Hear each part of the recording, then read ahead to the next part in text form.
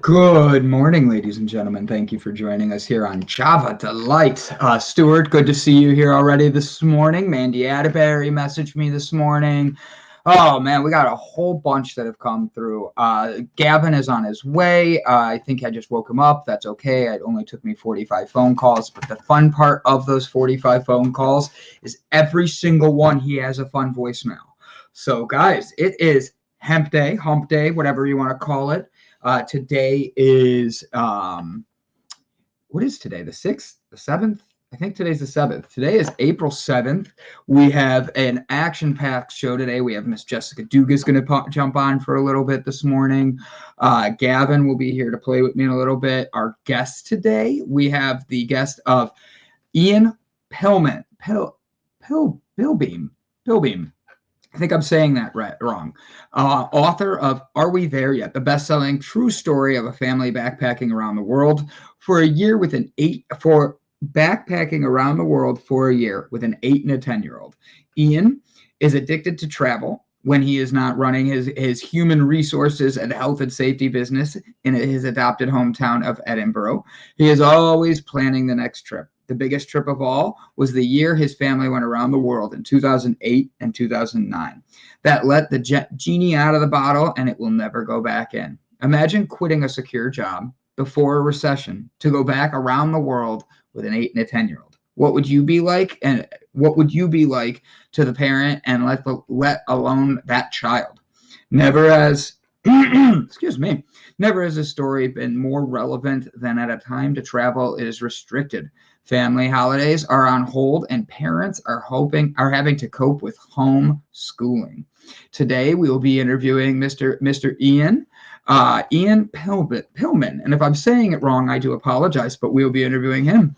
Guys, I send hellos, say good mornings, do all that so I can actually say hi to everybody. Gavin should be here any minute. I want to let you all know how grateful I am that you all are here and thankful for everybody that's joining us. Good morning. Oh my God, Squirrel. Good morning, Stuart Lone Wolf. Guys, it's going to be a great day. I'm putting that out there now. I'm tired of the negativity that's been going out there in the world. And today we're going to go out and we are going to have a great day. I look forward to spending it with you guys. So my positive article of the day: boy hero saves sister from choking after watching John Cena, who congratulated him with a video. John Cena is an amazing guy. In moments of peril, superheroes do not hesitate. They leap into action, and so it seems, so do little boys if their baby sister life depends on it. When 8-year-old Jackson Dempsey realized his 20-month-old sister Layla was choking on a chicken nugget, he didn't panic. Instead, he calmly directed his dad to pull over the car they were driving in and proceed to dislodge the obstruction from her airways. Jackson said he learned the life-saving technique while watching WWE star John Cena perform the maneuver on an episode of Nickelodeon show The Substitutes. Jackson's father, Matt, has nothing but gratitude for his son, who quick thinking saved off a potential tragedy. I could hear her because she was choking, she was coughing, she was panicking. She has had no air going through her. She wasn't breathing, he said. Thank God Jackson was there, because without him, I don't know if Layla would be here. Wow, kudos. We're the last thing on Jackson's mind for doing what came naturally when his sister needed him. They've been rolling in nonetheless ever since. The first thing, well done. came from a John Cena himself, who sent a personal message via video learning of the boys' heroics. I heard a story about you, and it touched my heart, John Cena said. A story that in time of crisis, you were brave enough to take action. Usually when bad things happen, one of the toughest things for all of us to do is take action. You jumped right in, helped out the best you could. By doing so, you saved your sister's life.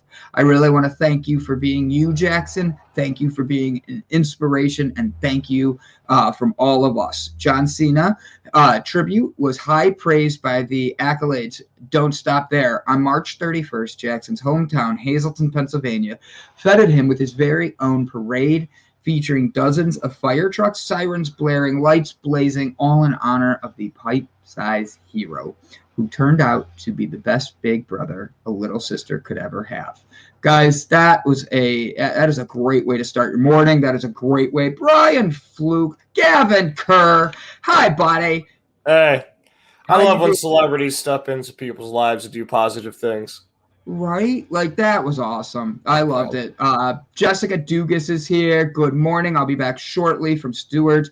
Brian Fluke chiming in from Facebook. I appreciate you jumping in. Guys, what's his name?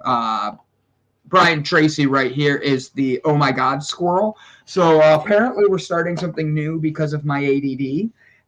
We're going to have anytime you see Gavin and I talking and all of a sudden somebody randomly, like I randomly go off on a tangent or randomly go somewhere else and a squirrel kicks in, you guys are allowed to literally write that all over everything, and we'll put them up there like squirrel, squirrel, squirrel. As you can see, some people have already changed their profile pictures to squirrels to make fun of me. I love it. Guys, I look forward to it. Thank you for doing it. Gavin Kerr, good morning, my friend. How are you this morning? You look like you just woke up. It did, yeah. Did I wake you up? No, you did not. No. Yeah. I saw that. I'm so sorry. I had an alarm set at 9, and then I had one set at 10. I don't know why I didn't set one at like 9:30. I thought I was going to be able to wake up after the one at 9, just like get like a couple extra like 10 minutes. And then my one at 10 went off. I was like, geez. The funny thing was, I was actually texting you, Facebooking you, calling you. Oh, I saw. I'm like, I know he's like awake because Facebook's showing me a little green dot here. I'm a professional stalker when I want to be. So I was stalking you, buddy. I was making sure you were awake. I wasn't on it. I hate that on Facebook. I don't know why it does that. I've actually grew up getting in trouble for that by my parents and girlfriends. For whatever reason, I won't be on my phone at all. I will be dead ass. I'll be completely asleep, and it'll show that little green dot. And I'd wake up in the morning. My mother would be like, "So, what were you doing at 3 a.m. last night?" Like, what are you talking about? I was sleeping like every other normal human being. She goes, "Really? Because why did it say you were on Facebook?" Like, what the hell were you doing at 3 a.m.?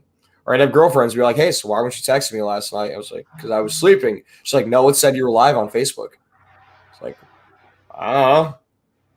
Were you live on Facebook last night at 3 in the morning, Gavin? What were you doing at 3 in the morning live on Facebook? Sleeping. Brian Tracy's calling me now. He's trying to make sure you're awake, I think. Answer him. Say hello. We're on air. Hello? Good morning, Sherry McQueen. Requested on Java Delight. I'm on Java Delight.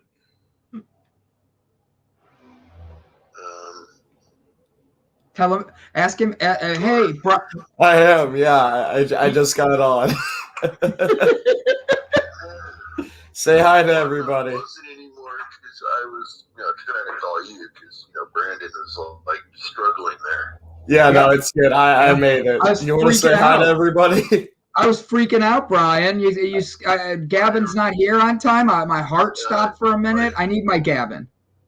Yes. All right. I'm going to get back to the show now. Thank you for calling. There goes. All right, see you later. Take care. Do you have an article, buddy, or do you I need do. one? You do? Oh, yeah. Heck yeah. I'm excited. Talk to me. Let me go to my share screen. And I'll tell everybody about my night while you get ready for that. My night was very anticlimactic. I hung out with my family. I spun out in the driveway. My dragon staff I practiced spinning, and it was just such a clear night. I didn't want to be inside. I just wanted to be outside under the stars. Yeah, last night was beautiful.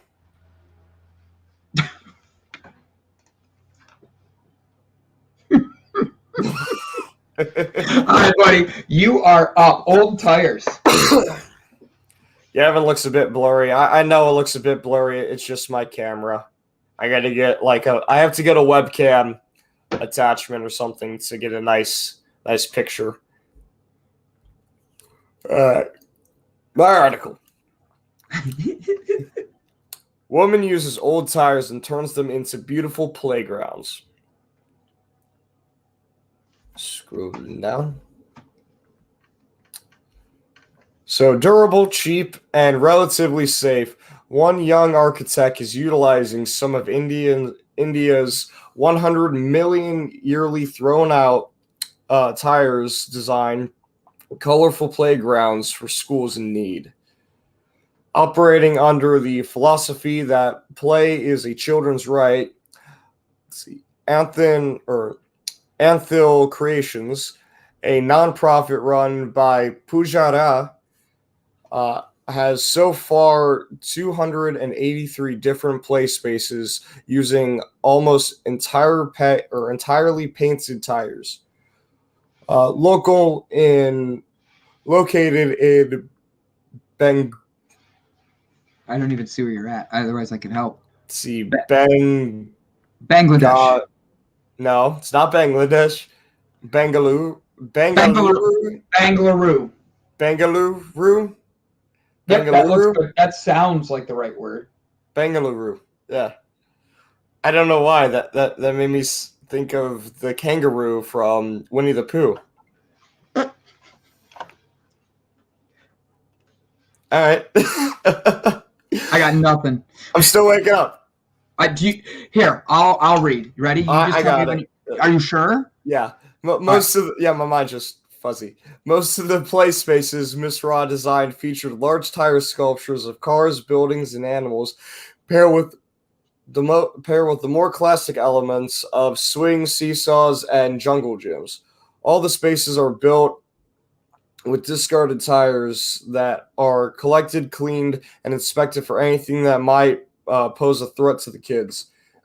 Next, they are painted and drilled with holes once or twice to ensure rainwater doesn't collect inside.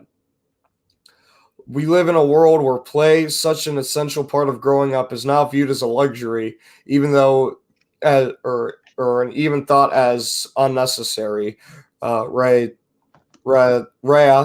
told the Christian Science Monitor. As India is the world's only nation that has legislated mandatory charity among corporations, much of Raya's work is done through donations, with small play space cost at $800 and large ones costing at 4 times that much. Right here, you can see for those of you who are watching and not just listening, you can see it's like a little elephants kind of thing that these kids are playing on right now. It's actually really creative. Have you ever done one of those where you go to like a school district and you like volunteer to donate and build something from old like tires like they have? No. Like I have. It's pretty stinking cool, man. Like for real, what's interesting about it is how it like you're taking something that was at one point garbage to somebody and turning it into a beautiful playground, and kids don't see the garbage. They see that dragon that they built. They see that, it's awesome. So, yeah. I feel like my original, because I originally went to school in Arizona. Mm-hmm. I was born, for those who don't know, I was born out in Arizona. I was born in Tucson, and I went to schools out there, and I remember it being a very big school, but I was also a very small. I was also very small kid, pardon me, growing up. And part of me looks back and wonders, like, because I know I most definitely did not live in a rich or even somewhat wealthy area. And I went to a public school.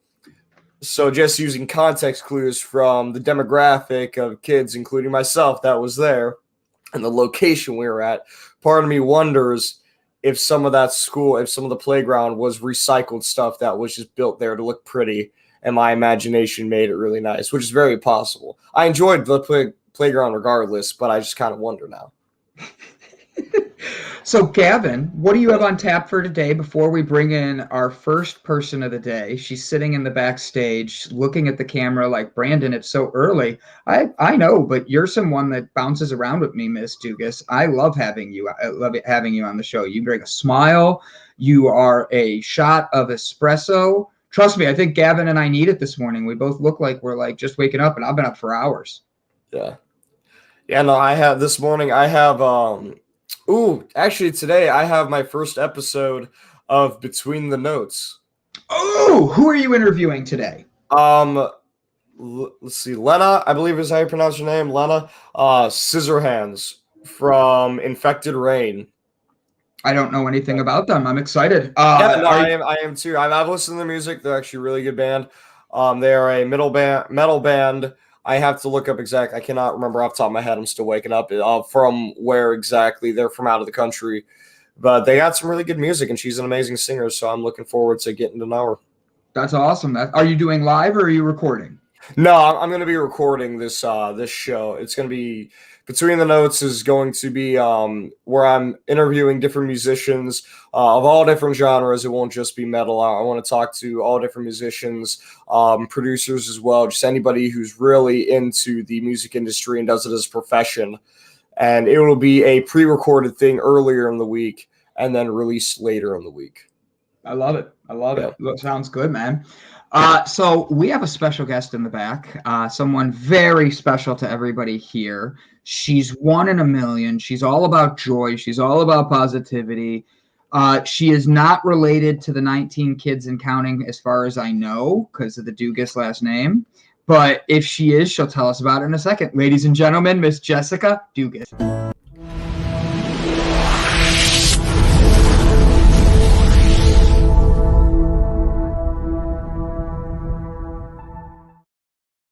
That was not the button I clicked, but it went. I like to have the intro before someone comes in.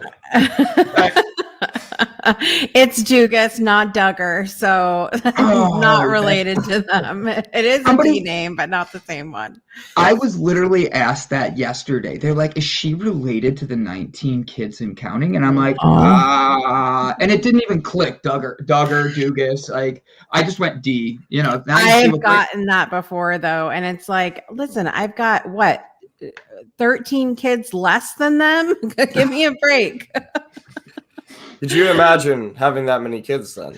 No, but that said, like when I had one, I couldn't imagine 6. So yeah. You just kind of, it's not like I was just plop 6 in my lap. I've had like 20 years to kind of get used to this.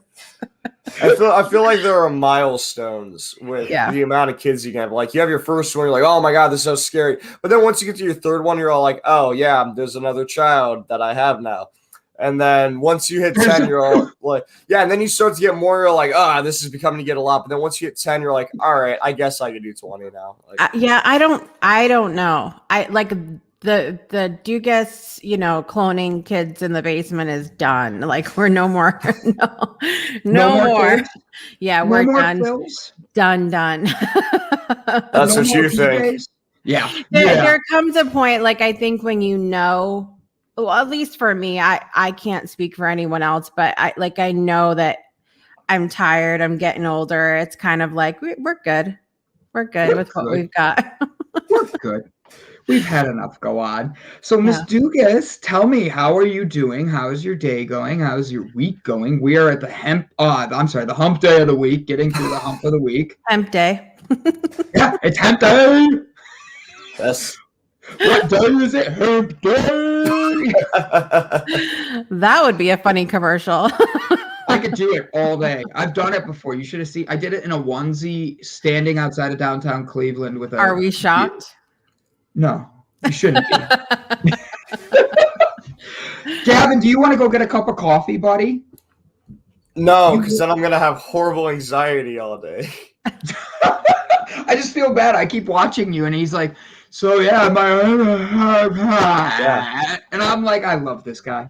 I'm completely engaged in the conversation. Like my body's I yawn a lot. Just I'm not doing it on purpose, but I tend to like I'm always yawning. And so like I swear to you, I'm not bored. I always have to say that. I'm just like it's just my body doing that. In middle school. I'm not bored.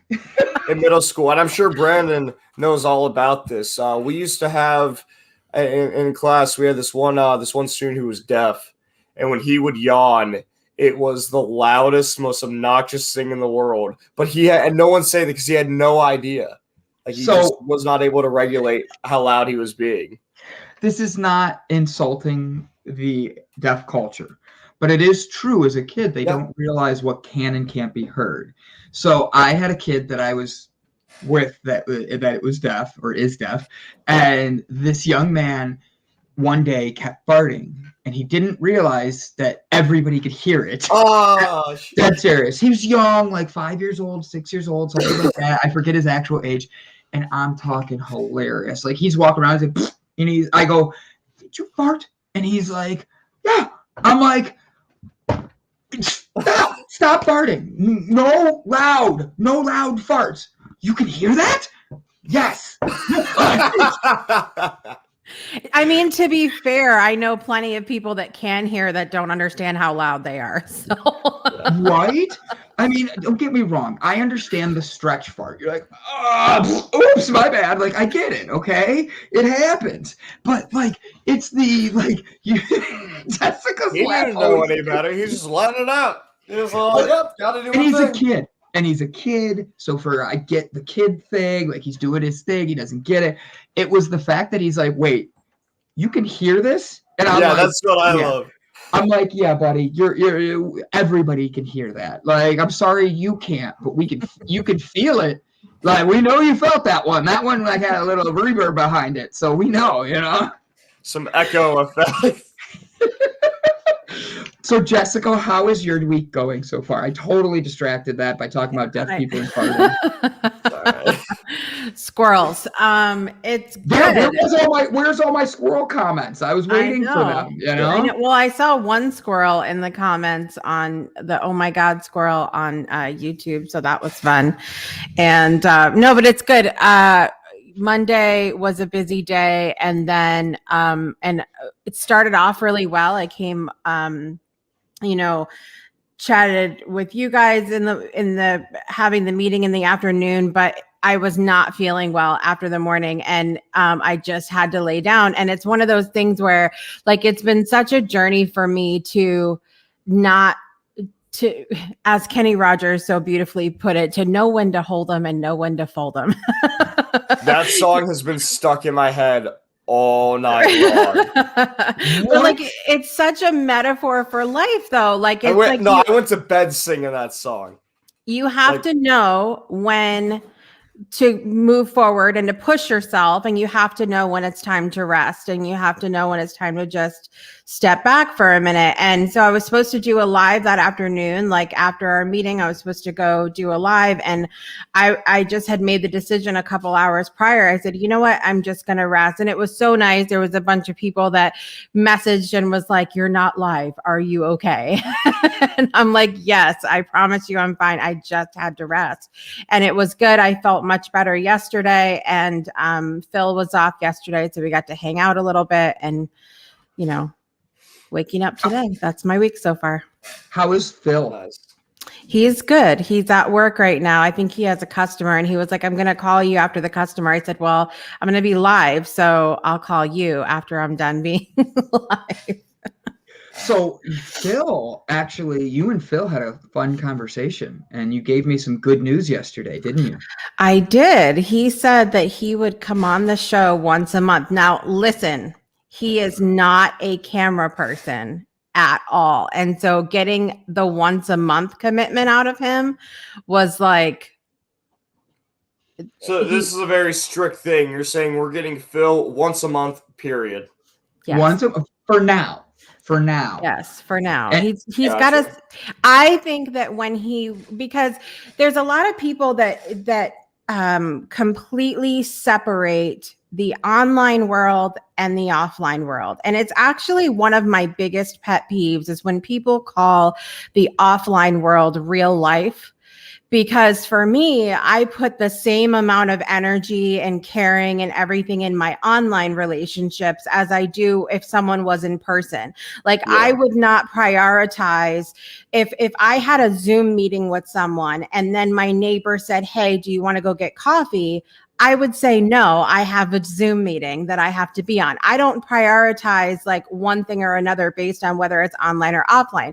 So I think when it comes to being on video and things like that, a lot of people get overly nervous about being online. And maybe there's a lot of things that could be behind it, but he's so good with people off the camera that I'm like, I think once he realizes that it's no different on camera, that it'll be a process, but it'll be fine. Well, it sounds like he isn't very dependent at all with having to be online then.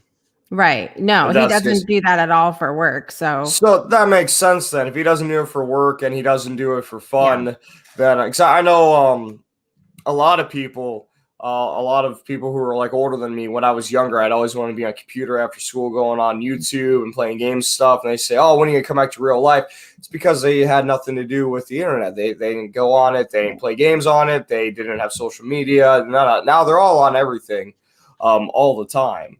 So it's just that part of being integrated into it. 2 questions. 1, what onesie do I need to get Mr. Phillip Mr. Phil for his debut show? And 2 is I forgot it. I have to think of it and write it down. This is why I raise my hand and write things down. I don't know what one he would wear. I told you he's more of we were talking about the onesie conversation before. My husband is more of an inappropriate t-shirt kind of guy. And I buy him all of the things that I live through him sometimes. I buy him all the t-shirts that I want to wear, but I don't have the guts to wear in public.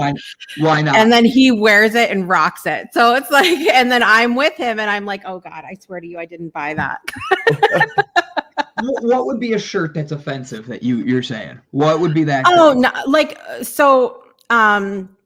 I did finally get one for myself, and it's not that they're offensive, but they're just more outspoken than I tend to be about certain things. So I got myself a unicorn one. I got it was it last year? I think so. And it said sounds really rebellious. Because we had gotten it is not. It was what it said. So it said something to the effect of, "I'm a vegan unicorn with what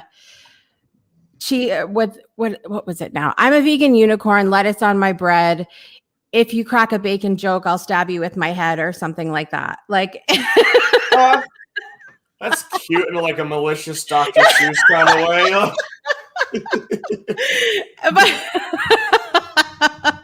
But those are the kind of things like I joke about that stuff and I will make jokes and I will be inappropriate behind closed doors. I don't tend to be like that in public. So that's why I got the t-shirt and I was like, here we go. I'm going to start shit now.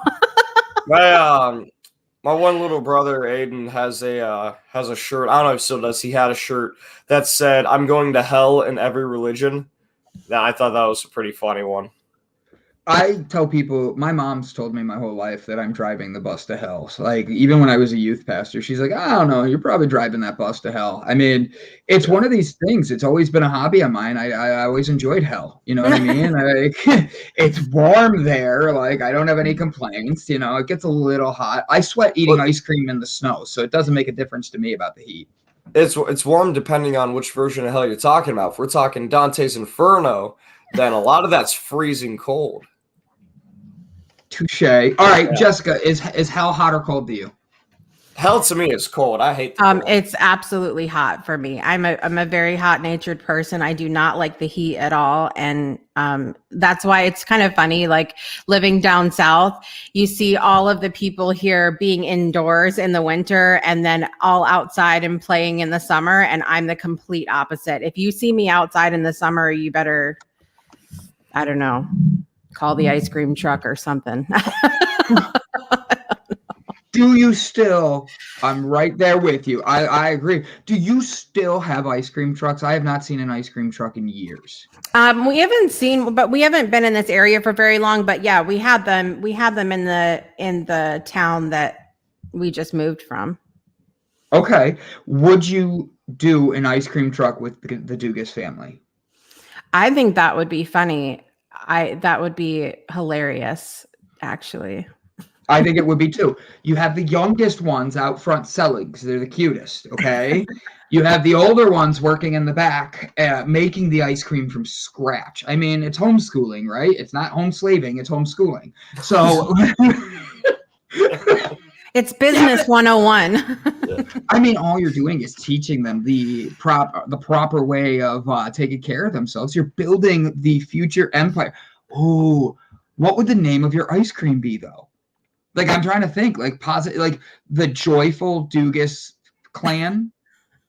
Nope, that doesn't sound right. I'd have to come up with something really good. I can do like rainbow ice cream, and it can be the vegan unicorn.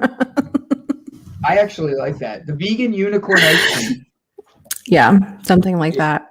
Because it's rare to find ice cream that tastes good that's vegan. Yeah, except Ben and Jerry's is doing amazing things. Let me tell you. But that's the horrible thing, though. Is like there is so much out there that's becoming like that tastes really good. Is it good for you? It's no different than the processed stuff in mainstream food. So, like, if you want to eat healthy, you got to eat healthy, no matter what type of diet you subscribe to. Yeah.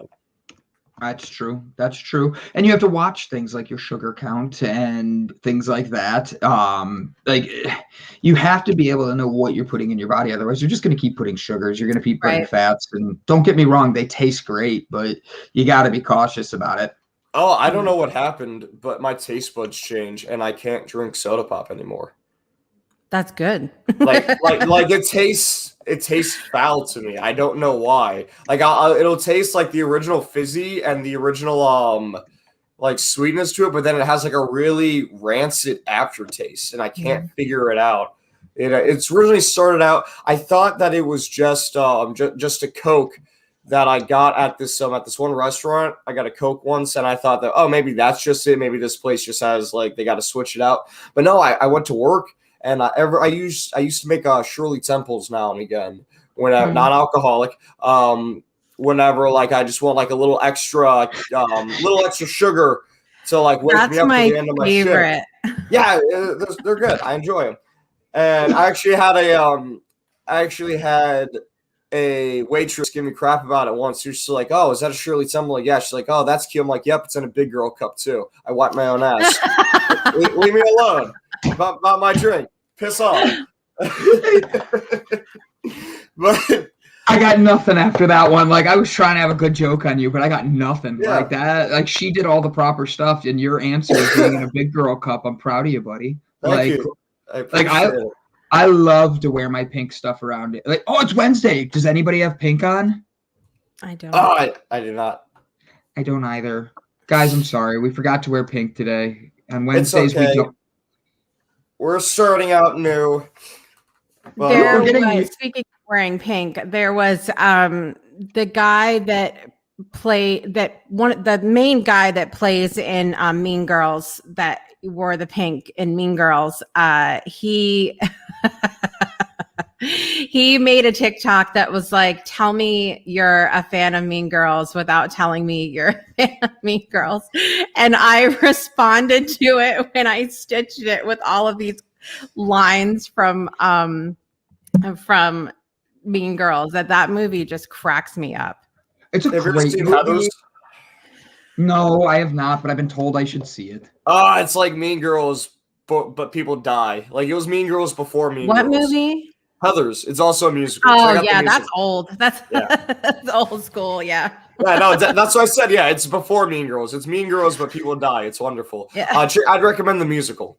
That's a fun one. So, Jessica Dugas, Gavin, I sent you a message in the private chat really quick. I've got pink and black jumper on. Mandy Atterbury's here ready to participate. I love it. Pink and black, always good together. So Jessica Dugas has no TVs in her house, no movies, no anything. I'm segueing. Trust me, it's just a shitty segue. So you have none of these. How do you keep your kids busy? How do you keep them entertained? How do you keep them going? And how do you not stand not being able to watch Disney movies?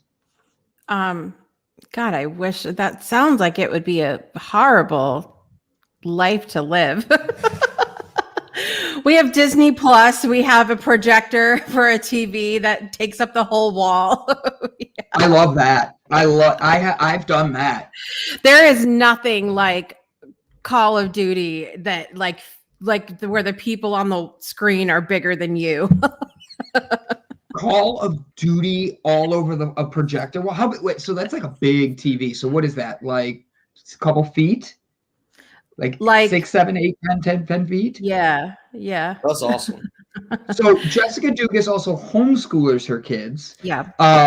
She is a mom of 75 and of 6, correct? 7. 6. I usually make the joke 7 and you corrected me. It said, no, it's 6. Jessica has 6 kids. She's a homeschooling mom and all that. She is smart as a whip.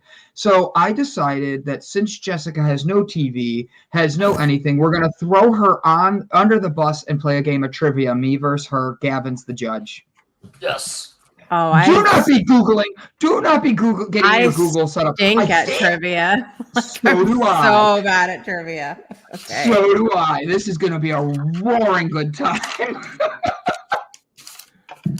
Gavin and I talked last night, and I said, hey, come up with some game, something for Jessica to play with us. So it's a fun time with Jessica on there and all that.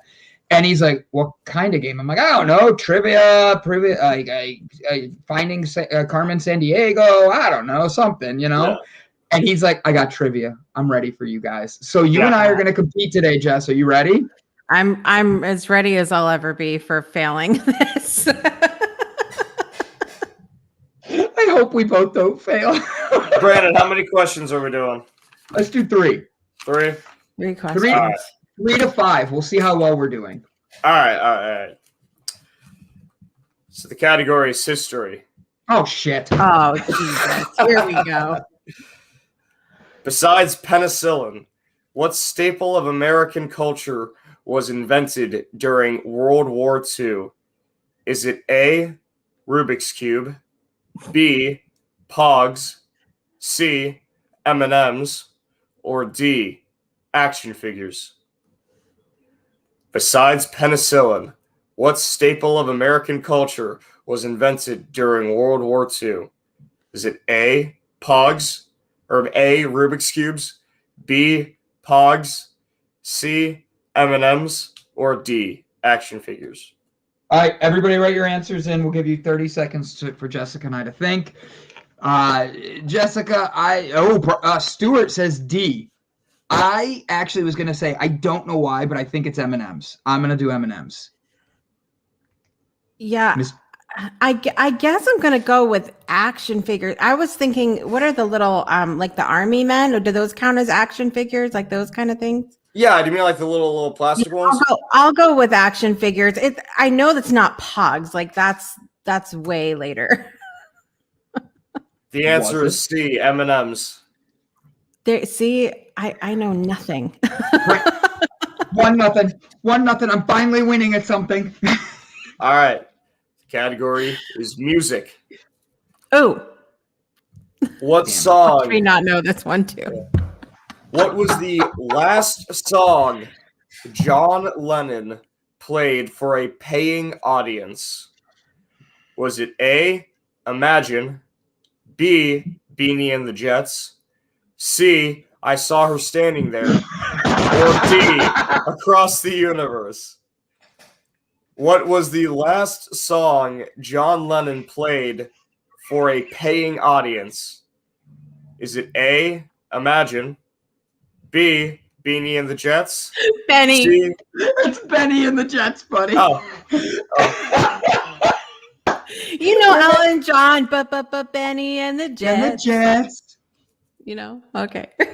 I do know that song. I never thought about it though. When I did I did these questions at 3 different karaoke shows, and not a single person in the damn crowd corrected me. Shame on them. They probably didn't know either, to be fair. Oh, I know. It's Jessica and I both caught it, and both of us went. Her laugh got me laughing. Imagine B, Benny and the Jets. C, I saw her standing there. Or D, Across the Universe.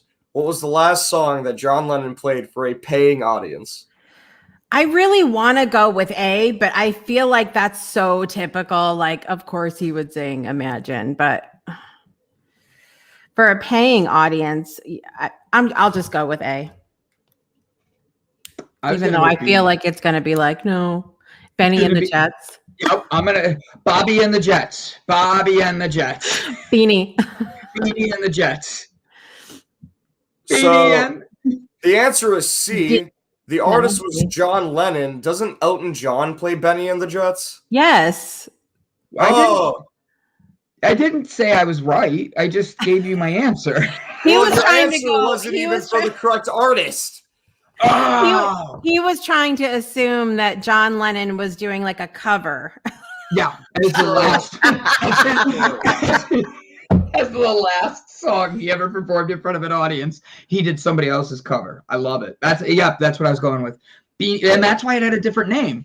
Beanie and the Jets. I laugh so hard because I play Name That Tune with everyone on TikTok live, and autocorrect often like puts the wrong titles that people are trying to, and we have laughed so hard in there because it'll do things like that. It'll put like Beanie and the Jets, and I'll just cry. Like I'm laughing so hard, I'm crying. We could make the most hysterical like album out of these miswritten songs that would rival Weird Al. It's so funny.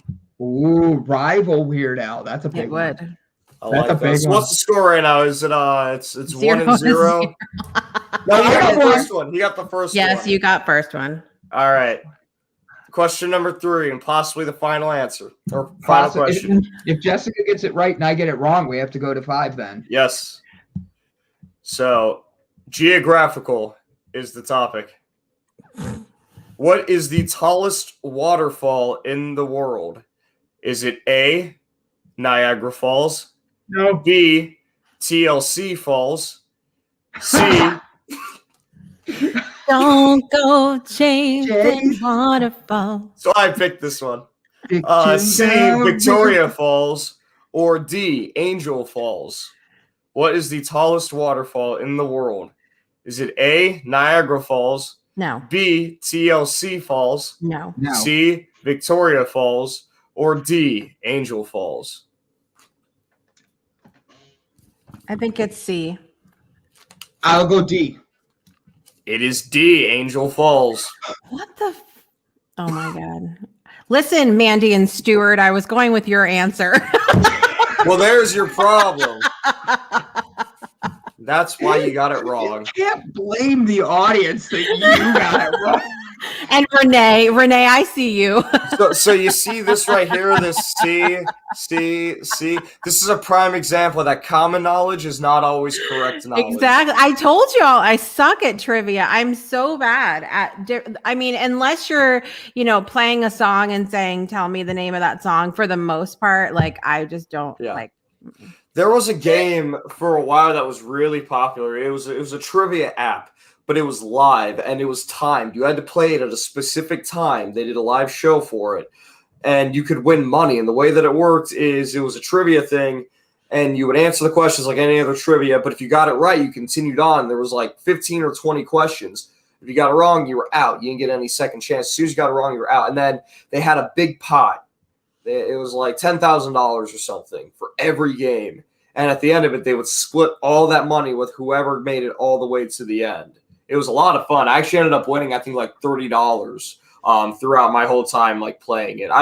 You'd only win anywhere between like 15 to a couple dollars, like 15 cents to a couple dollars if you made it all the way to the end. But there were sometimes people, because you could continue to watch them.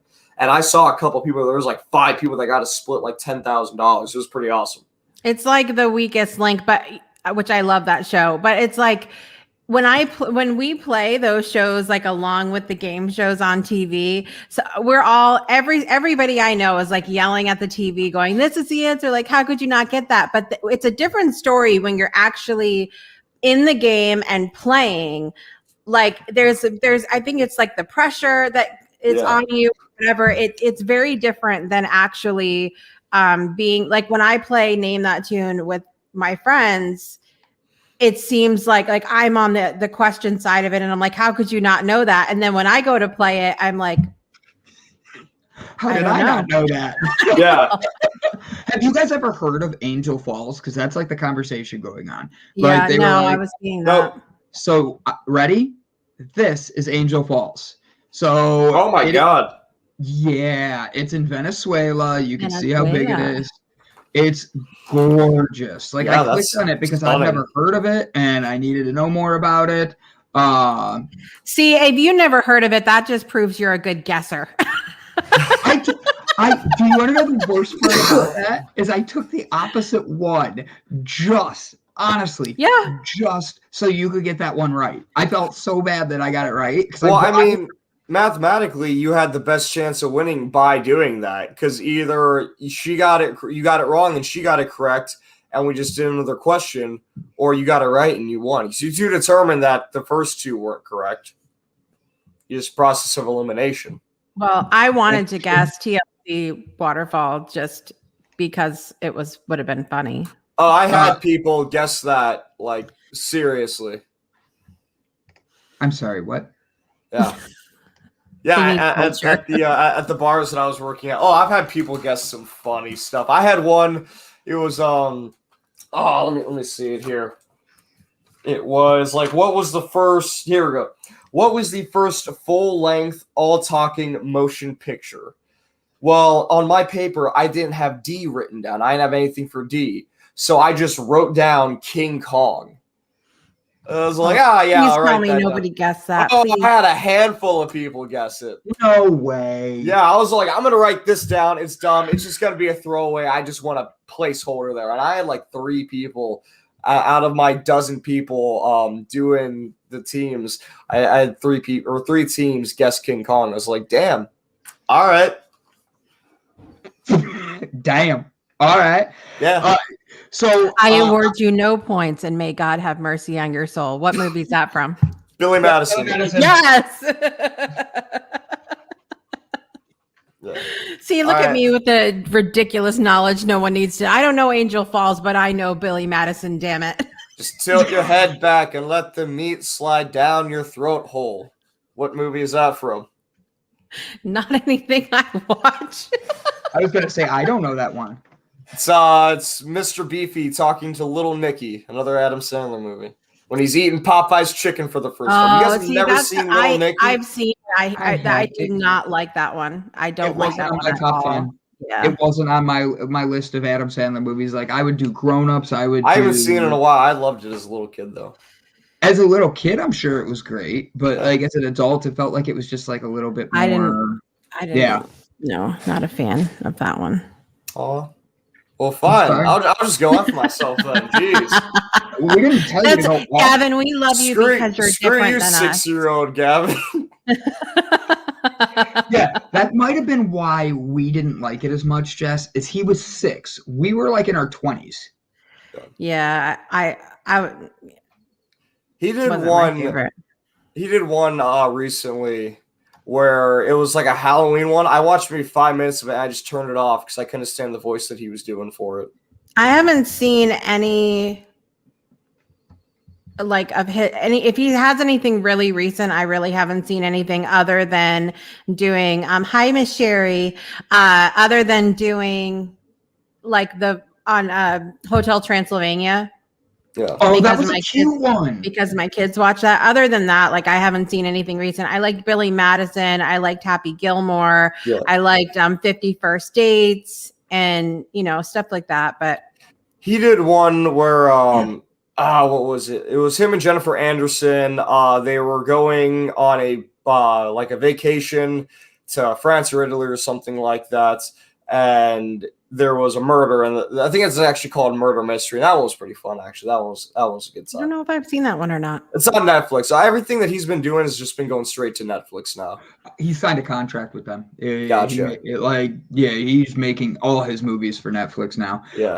I think it's funny because we all have actors like that. Not a fan of Adam Sandler, says Stuart. Yeah. But my thing is, like, I am not a Will Ferrell fan. And I know a lot of people are. Yeah. I'm not a Will Ferrell fan. I know there's people that aren't like Dwayne "The Rock" Johnson fans. I know that's weird, but there are people out there like that. Adam They're Sandler, wrong. I agree. But like Wow. Adam Sandler's hit or miss. It's either you're gonna get like a great movie where you're happy and you're enjoying it, or you're gonna get something where you're like, okay, this is one of his that he phoned in to make money really quick. Yeah. Yeah, I mean, you can't.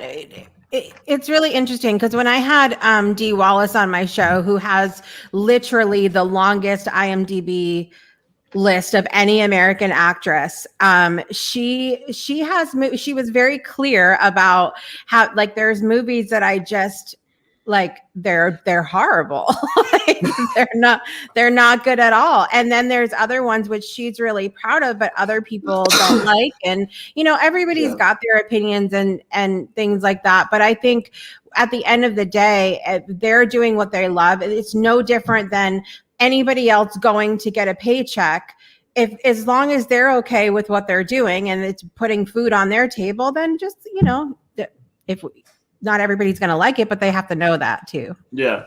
Yeah, definitely. Well, another thing too, to go along with what Brandon was saying, because I feel like a lot of people don't particularly like some of those other actors, like you're saying, like Will Ferrell, Dwayne "The Rock," is because they don't tend to play a character. They usually tend to play themselves with a new character's name and motivations. But overall, it's the same thing. Adam Sandler's weird because, like, you could argue that he also falls into that category, but his personality is so diverse as it is, as like almost like a multiple personality disorder almost, that he's able to play himself, to play all the other characters, because he himself is so many different characters.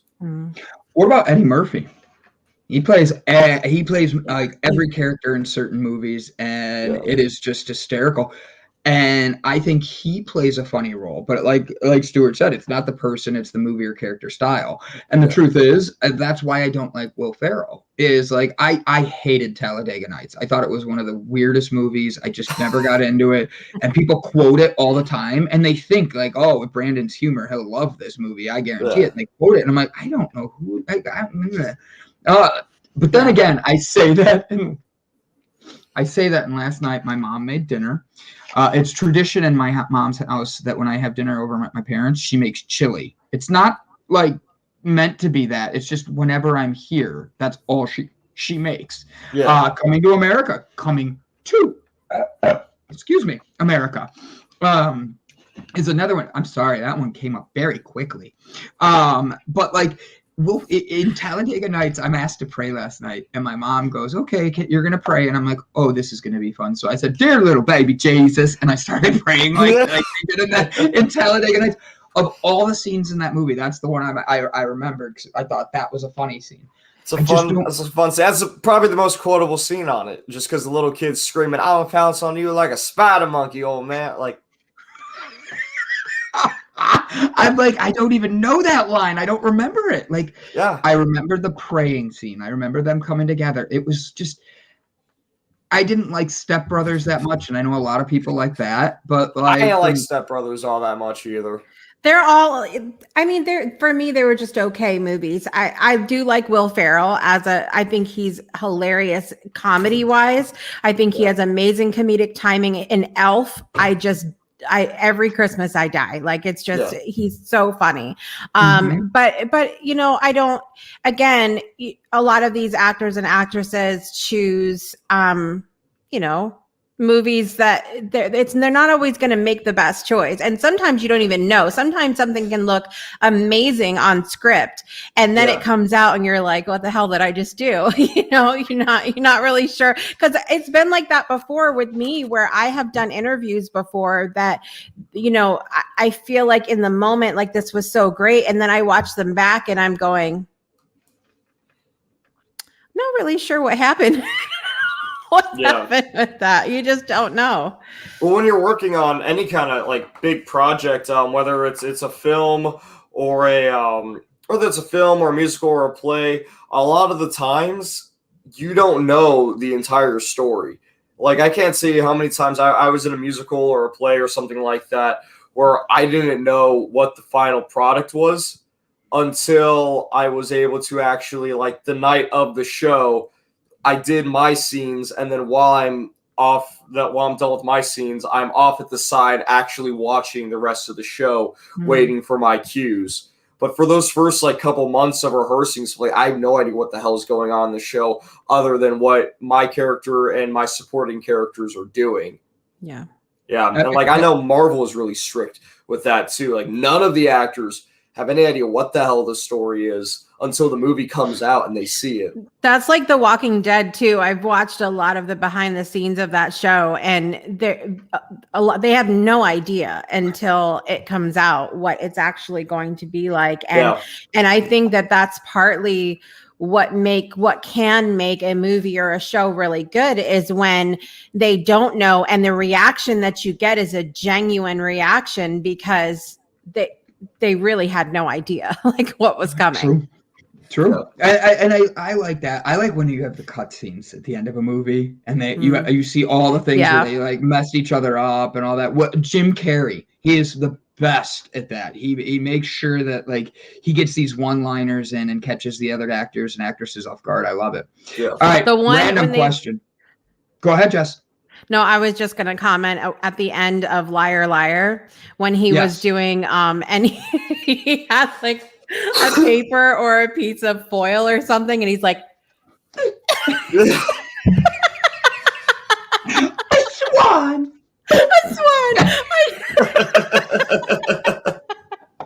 Jim Carrey is one of my favorites, though. He's hilarious. He has had, as I bumped my whole desk over. He has had an entire transformation in his career. He has done a lot of amazing things. And in his life, he's gone completely mental, but he's almost happy about it. Has he? He found a passion that's not putting himself in front of people. He found a passion that's finding the inner him and loving himself. And because he's not out there, but he still has to do these interviews, is he really like, did he go mental, or is he just setting boundaries to love himself? I know. I definitely think that part of him has gone a little crazy. And the biggest part, the biggest reason for that is during an interview, he said, I think the best character that I ever had the honor to play was Jim Carrey. Like, I think he's gone on such this crazy spiritual rabbit hole journey that he is most definitely happy with himself. And I'm very, very happy that he is where he is now and hope he's doing the best. But I do think that, part of him is sort of gone. Absolutely. It's easy. Part it's very has to be gone to get to that level of self-happiness and self-love, I think. It's easy to look into anyone's journey externally and say, what are they thinking? They've lost their minds. Like they must have had. And one of the things that goes back to something that I've said so often recently, which is when I don't understand why someone is acting or reacting the way they are, I always ask myself, what must this person have had to experience in their life in order to get to that point? Yeah, and it helps me, at least for a moment, to have to reside in a space of empathy where I can say they must have gone through some stuff, and I don't need to. I've had to in my journey release the need to understand what other people have had to go through and be okay with just going, they must have been through some stuff. And it's like I'm finding that out as my show grows, as my platform grows, that we saw it with the whole thing on TikTok, that people are just going to go on and they're going to read into whatever they want about you and your life and your family and why you make the decisions you make. And you just got to be good with you and where you're at. Yeah. Strong point. I think that's part of So physically, we don't typically evolve just because it's extremely slow process that happens over generations. But mentally, I believe that parts of us die as we grow up, and then it's like ripping a muscle. You damage it, and then it comes back new. It comes back stronger.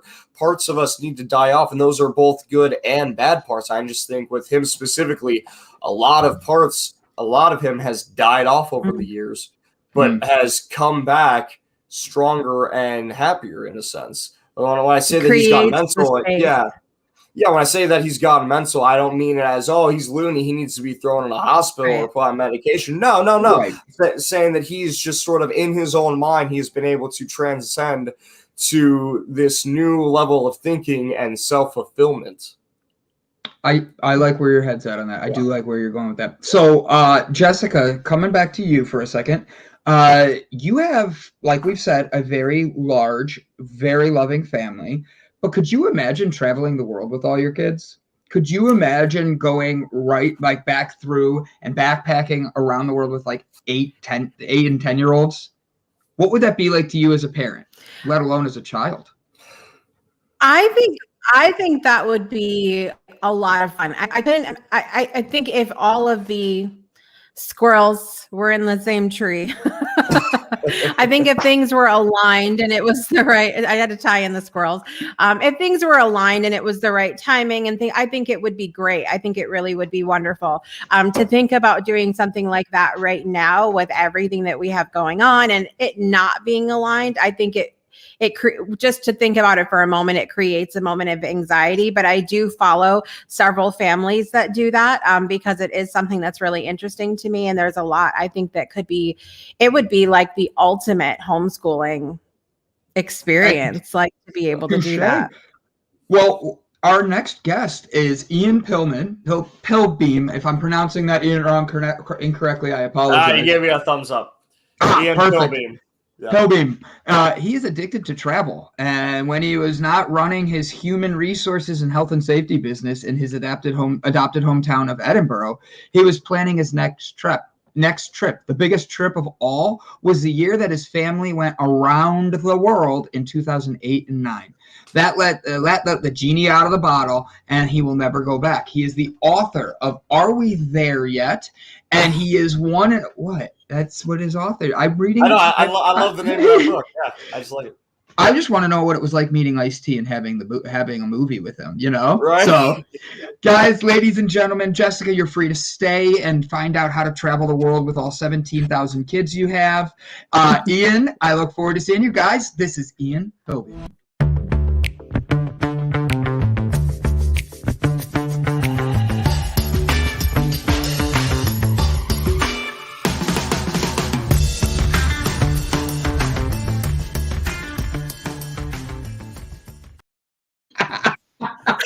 So Gavin and I are both getting used to clicking the buttons. We both click different buttons every time we bring a guest in. I think I'm just going to let Gavin hit all the buttons from now on.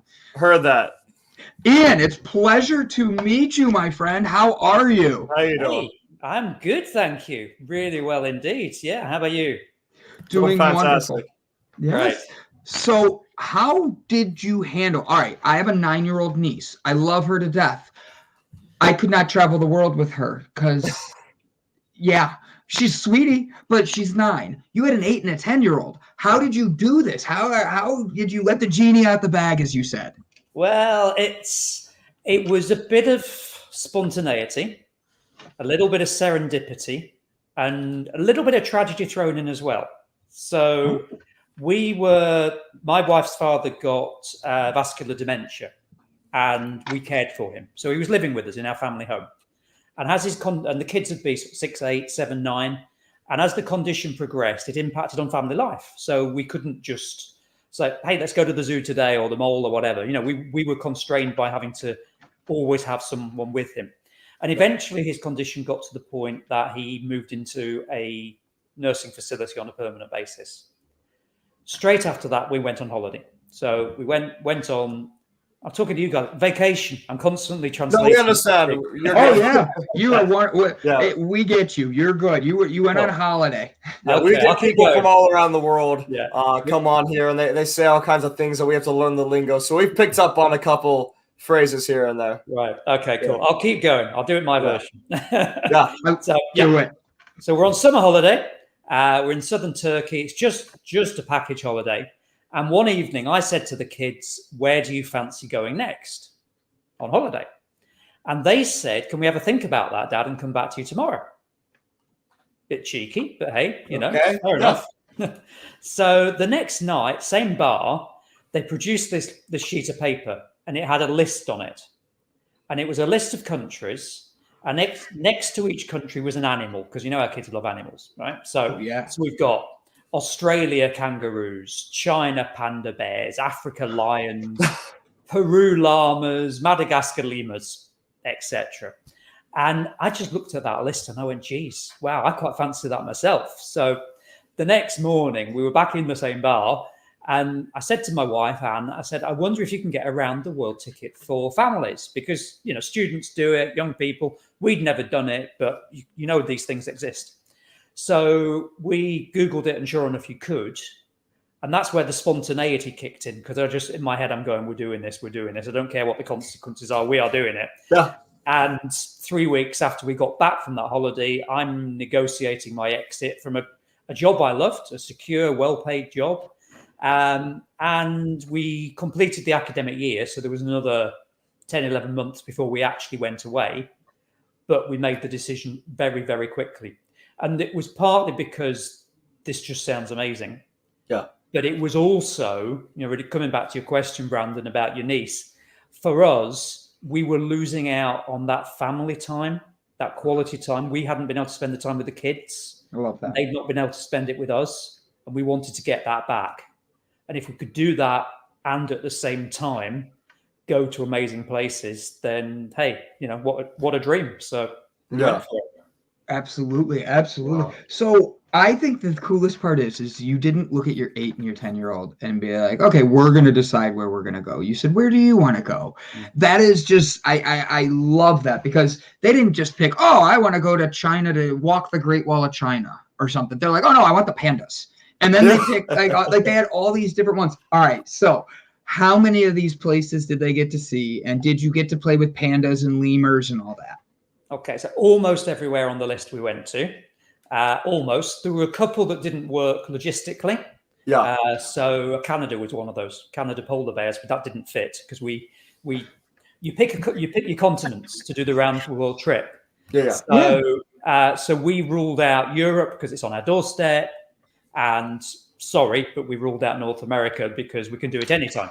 That's right? okay. I agree. Yeah. We try to rule it out too. They just won't let us leave. So that gave us Africa, Asia, Oceania, and South America. Yes. So that covered most of those animals. So 4 continents, 20 countries, 100 different accommodations, 50 different kinds of transport. How long were you on the road for? For a year. Okay. Wow. Yeah, for a full year. Yeah, we took them out of school for a year. Did you homeschool? So they were the perfect age, right? We world schooled, which is now a thing. It wasn't a thing back then. It is a thing now. Right? Digital nomads weren't a thing then, but they are now. So we world schooled without knowing that's what we were doing. They were I think, the perfect age, right? Mm-hmm. So, there are families that go out there with young kids, and I take my hat off to them, because doing it without sleep and with smelly nappies and all the paraphernalia you have to carry around must be hard. Yeah. But also the kids aren't going to remember it. And we wanted to, I'm sure it impacts on that. They're not going to have the memories. We wanted to give our kids these memories. Yeah. Equally, we met families who traveled with teenagers. Now, if they're teenagers, there's 2 things. First of all, they've got to follow a curriculum. So it's a bit more structured and strict and perhaps restrictive in terms of their education. Yes. Mm-hmm. And the second point is they're teenagers. Yeah. We've all been teenagers, Yeah. So I didn't fancy that. So, it was just a bit of luck, really, that this happened when they were 7 and 9 was when the conversation happened. So 8 and 10 when we went away. So they can read, they can write, They can assimilate knowledge from their surroundings. They've got basic maths. You know, that they could learn whilst we were out there. Yeah. And then Take themselves to the bathroom. Yeah, absolutely, all of that. So they did a daily diary, and their writing improved as the year went on. And I put some of their diary extracts in the book because they were just brilliant. Better than that's awesome that you had them do that, because that's something that they can then take with them later in life and show their kids and their grandkids and read back on. Yeah, absolutely. And they did. My son, who was the oldest, he did his maths on the road as well. So my daughter, we were kind of more just doing times tables. We'd maybe just be walking on a beach or in a jungle, and we'd recite times tables to keep it fresh. But with my son, he was our walking currency converter, because again, in 2008, those apps didn't exist. Yes. But also he was our budget calculator as well. So we'd go, right, we just spent £2.10 there, and another £5 there, and he'd add it up each day. That's very brave of you to entrust your financials traveling around the world in a 10-year-old. I did regret it on occasions. He got to the end of the day, and he said, "Dad, you're not having a beer tonight. We've run out of money."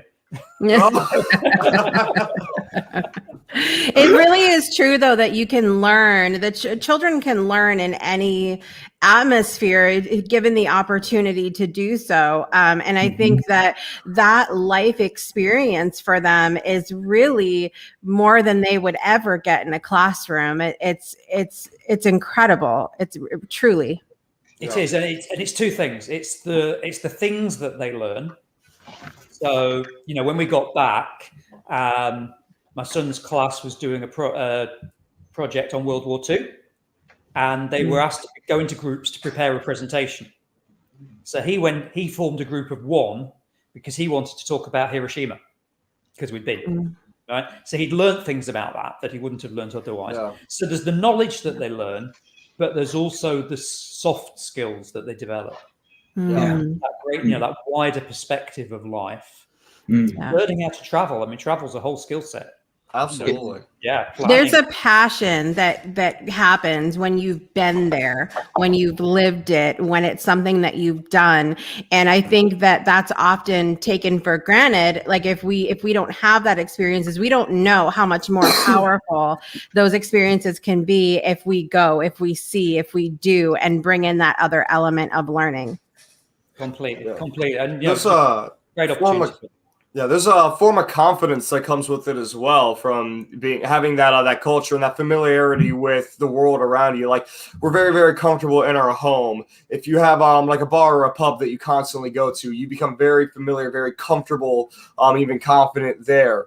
But then if you take that same sense of being confident and comfortable and spread that on a global scale, correct? Then I can't imagine the amount of leadership that your children are going to have one day. That they already, I'm assuming, have, or at least developing right now, that amount of confidence. The fact that your son took the charge of the group and said, "Hey, I want to talk about Hiroshima." That's amazing. Mm-hmm. Yeah, I agree. It will play out. It shapes their lives already. Yeah. So my daughter, at the age of 15, learned about this volunteer project over the summer in Ghana, and she went, "I'm going to do that on my own. Right, I'm going to join that. I'm going to raise £2,000, and next summer I'm going to Ghana for a month." This is when she was 15, and she did it. Right, that wouldn't have happened without the trip. Yeah. My son, during his university education, one summer he went back to South Africa to volunteer. The next summer he went to the Philippines for a couple of months volunteering, and then solo backpacked around India. And then the following summer, he solo traveled around Mexico and Central America. Whilst he was in Mexico City, he got chatting to a Mexican girl in a park, as you do. That's tempting. And last Tuesday they got married in Mexico. Congratulations. Yay. So how's that for impact? That's amazing. So I have to ask, you have this adventure of a lifetime. Your kids are with you. I have one question that came in. Where did you go in Africa? Is one. And then my question would be, what is your favorite? On this whole trip, you had to have something you saw that sparked you to be like, oh my God, this is the greatest. I'm very grateful I did this. Where was that and why? Okay. So the Africa question, we spent 2 months in the African continent, 5 weeks in South Africa. So we started in Cape Town and ended in Rio. And then we went Swaziland, which is within landlocked South Africa. We spent some time there. And then we went to Madagascar, because that was on the list for the lemurs. Yeah. And the way to get to Madagascar was via Mauritius. So we spent some time in Mauritius as well, which is technically Africa. Mm-hmm. So that's the answer to that question. Oh, Brandon, what's the favorite place? That is a killer question. How do you pick one thing? Or, I every time I'm asked this question, I'm going to give a different answer because there are so many. Yeah. And there are out of the 360 days, there are 100 of them that I would put on a list of the best things I've ever done. Right. And in there's a top 10. And it's going to include things like the Great Wall of China. It's going to include snorkeling on the Great Barrier Reef off Australia. Oh my God. It's going to include watching the sunrise over Machu Picchu. But probably the one that we would say as a family was the day in Madagascar when we got the opportunity to visit a colony of wild ring-tailed lemurs and hand feed them bananas. And we didn't just do it once, we did it twice. So this was a magical place. And the villagers they were hunting these ring-tailed lemurs into extinction. Yeah. For food, right? And one local guy went, hold on a minute. If we stop killing them and we get them to breed, tourists will come and we'll make more money from it. So that's what he did, right? So we went to this reserve and it was entirely wild, but the lemurs would come to you and you could give them a banana. So we went at lunchtime or late morning and it was magical. And then the guide said, would you like to come back at sunset and do it all again? No charge. You've got your kids. I'd like to bring them back and show them again. And this happens when you travel with kids in a way it doesn't happen. Mm-hmm. Doors open that wouldn't otherwise open. So we went back at dusk and it was just magical. It was magical. There was nobody else there. The sun was setting over golden boulders. There was trees. The lemurs settling down for the night. Just very, very special. And to see it as an adult was special, but to be a proud parent witnessing it through your children's eyes as well was something that I'll never get to do again. So yeah. Someone asked me tomorrow, I might give a different answer, but today that's the one I'm going with. That's why everybody needs to follow you, so that way they can hear all the different answers. Where you said when you came back, you resigned from your job and all that. Obviously, you wrote a book, but what did you do? Because that's a big change. You jump on a plane and travel the world with your family, and then you come back and leave your job. That's a big change in life. What did you jump into, and how did you be able to keep yourself? I'm going to say happy, because you have a smile. When I did my research on you, every picture about you is a great smile with your family. My favorite one I'm going to show really quick is I found this on one of the articles about you and how your book just came out, and my tab doesn't want to open. Boom. There we go. This is his family, guys. Check that out. This is from which article was this? The Funu News. I don't know what Funu means, but Funu News. And it talks about you and how your family and where you guys have been, just like we're doing. But this is such a great picture, because not only is it framed, but it's so beautiful to see like a family travel the world together, smiling on a trip like that. Because I think of my family going across the street and they fight. So this is a great thing. Like, so how did you get back, build your best you, and be able to get a new, go into a new job? What did you end up getting into? Yeah. So, when we made the decision in the autumn of 2007, I'd never heard of Lehman Brothers. Okay. So we didn't know the world was about to change. Right. And I had this great job. I was an HR director, very happy. But this was an opportunity too good to miss. And I remember going to a recruitment agency and saying, is this wise? And they said, don't worry, Ian, there'll always be jobs for good people. You'll be fine. Wind forward to July 2009, the world has collapsed and there were no jobs, right? So I've quit my job. My wife is on a 0 hours contract and we've just spent all our savings. That was our reality. The first week back, she had an interview with the place where she was on the 0 hours contract and she got it. So that put bread on the table. So we were fine. It took me a year to find work. So I was unemployed for a year when we got back. And that was sometimes tough, particularly in the winter, but I never really regretted doing it because I knew what an amazing time we'd had and what an impact it would have further down the line. So I kept faith, and sure enough, eventually a job came along. And I did that. I didn't particularly enjoy it, but I did it for 4 years as a port in the storm. And then after 4 years, I quit it and I started my own business, which I've now run for 7 years.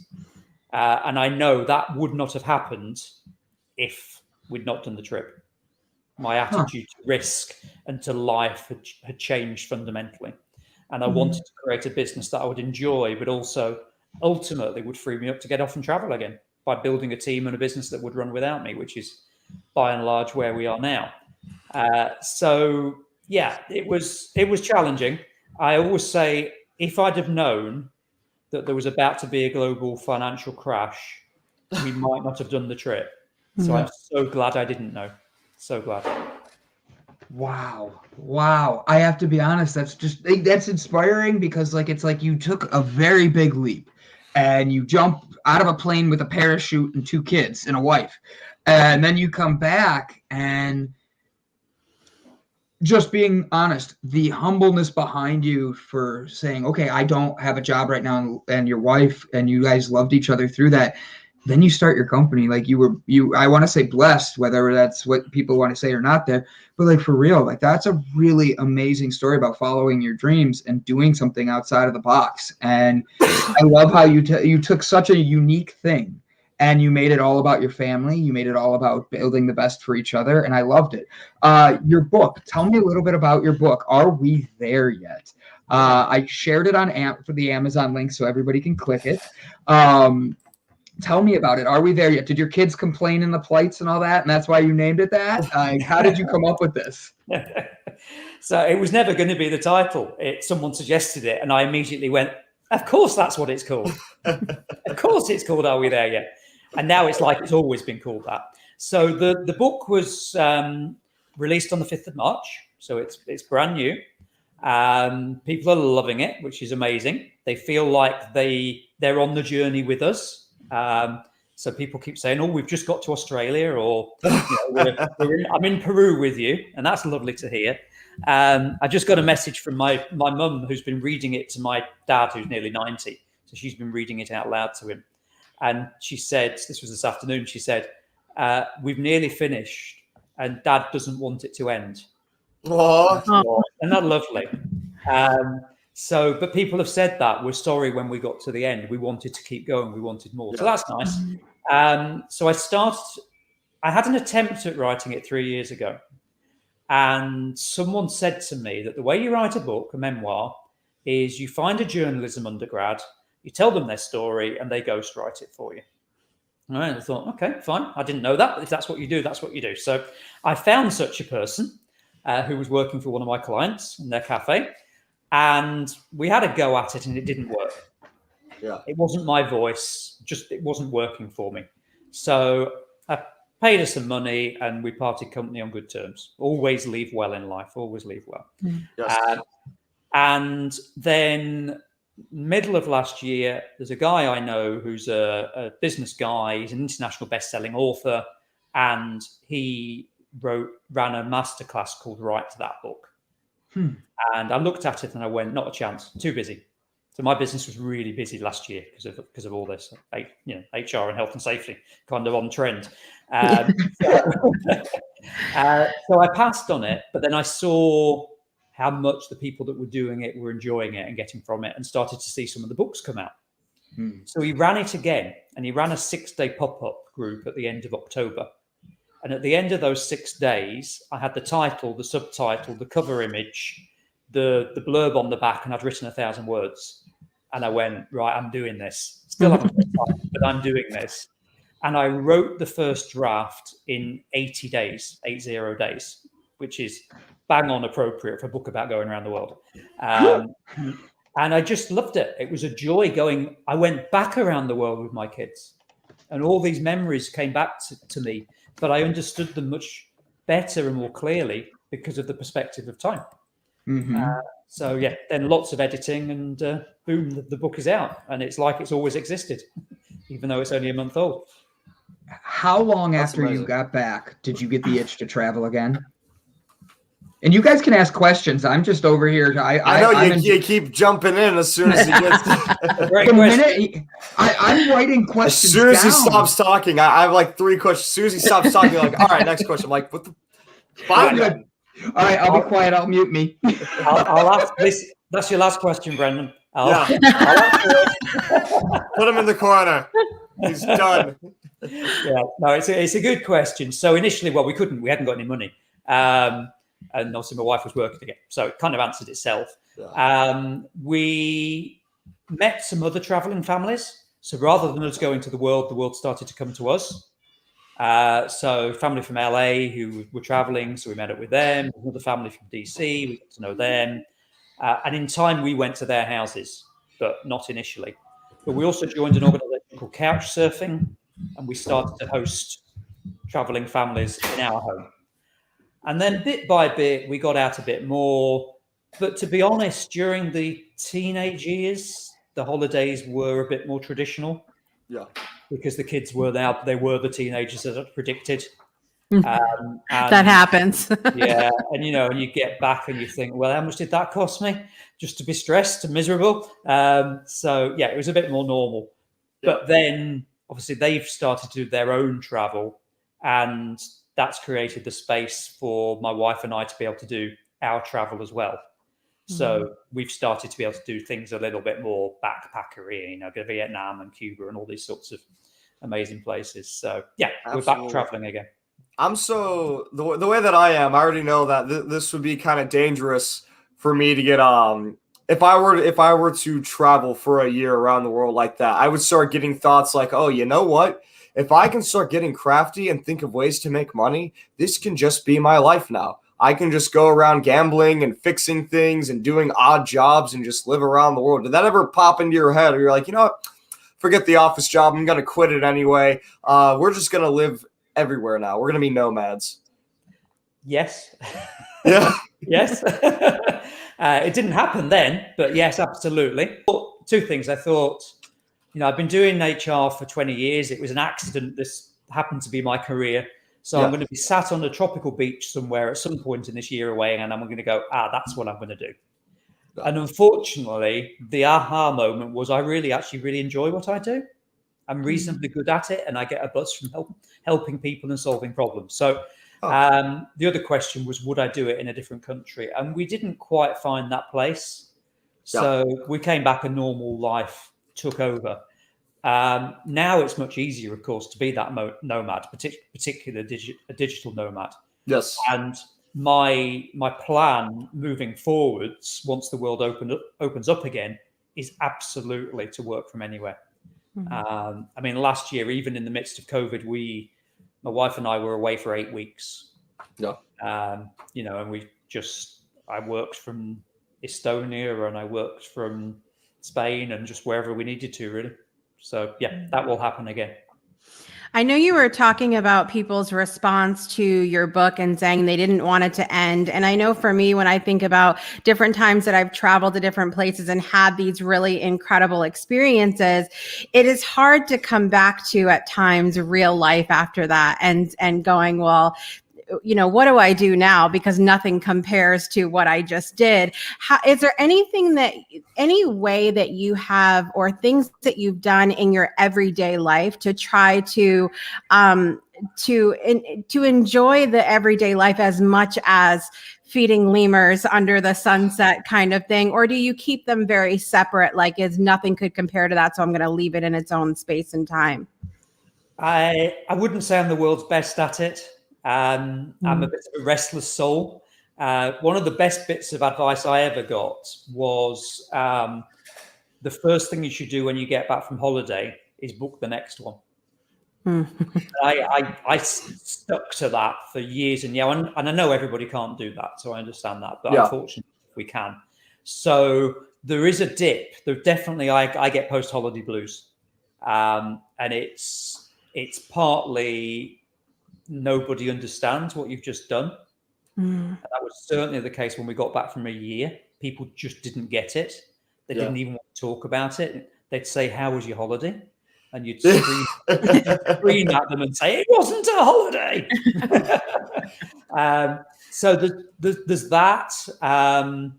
But yeah, having something to look forward to, I think, is what keeps me going. So even now, we are actively planning 3 or 4 different trips for next year. Now, we might not get to do any of them, but there's a joy in actually planning things. You know, we're researching Colombia at the moment. So plan A is we'll spend 12 weeks in Colombia at the start of next year. I don't know if it'll happen or not, but I can now draw the key places on the map that we will go to in Colombia that I'd never heard of a week ago. And I'm starting to learn things about their culture and their history that I didn't know before. So there's a joy in that. You know, when we went to Vietnam a couple of years ago, watched a whole load of programs about the Vietnam War. When I went to Cuba the year before that, watched a whole load of Netflix stuff around that. So there's a joy in traveling, in the planning and the preparation, which can help you to get over the great experience that you've just had, Jessica. Yeah. I would love to ask you just a little bit, because you didn't get into it much when we were talking about the experience. Can you summarize what the process looks like to actually do something like traveling the world? Like, what are the logistics like behind the scenes? Because everybody looks like, oh, that's cute, you're feeding, bananas to lemurs, but like what was the process frustrating at all, as far as like the paperwork, the passports, the traveling, all of that behind the scenes? Yeah. So first of all, preparation is so important, particularly when you go with kids. Yeah. You have to get it right, knowing that you won't always, but you want your kids to be safe. And you want them to be happy, because if they're happy, you're happy. And if they're not happy, you're definitely not. So you want to get all that right. So there's a lot of research that goes into that. And part of that is just the logistics, right? So you're going to Japan. What's the best way to do Japan? Get a pass for the bullet train. How do you do that? Oh, okay. Didn't know that. You can't do that in Japan. You have to buy it before you come into the country. Oh, okay.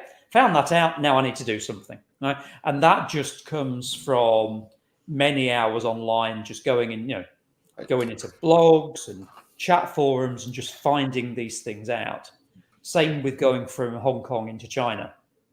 Right? So we're going to have to get a visa. How do you do that? What's the best way? You read about different people's experiences and you work out how you're going to do it. So there was a lot of that. And then on the road, I'm constantly planning, because when you're moving, and again, maybe this is the difference between kids and not kids. If it was just me, I might just get off the bus and find a guest house. Yeah. When you're with the kids, and if you make a mess of it, you make a mess of it and you live with it. When you're with the kids, you've got a bit more responsibility. Yes. So you're planning ahead and you're probably booking ahead. So when you're staying an average of 3.5 nights in every place for a year, that's a lot of booking and a lot of research. Yeah. So yeah, that became part of my life. It was my job in a way. Yeah.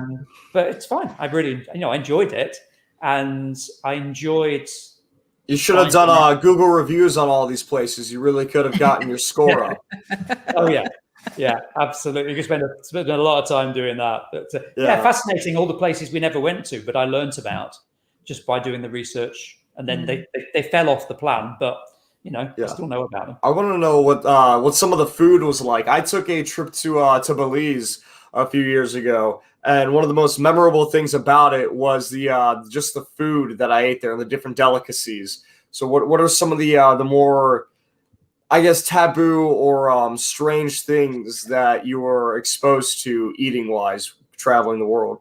Okay, so here's the thing: we're all vegetarian. Ah, Okay. Hey. In fact, and my kids are now both vegan. Okay, so yeah.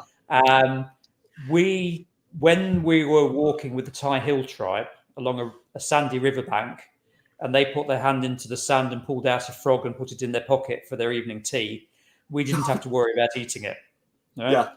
When we turned up in Peru and the national delicacy is the guinea pig, we could just treat them as pets and not have to worry about that stuff. It did present some challenges. We did a lot of self-catering. Yeah. We ate a lot of pasta. Most of our meals out were pizza.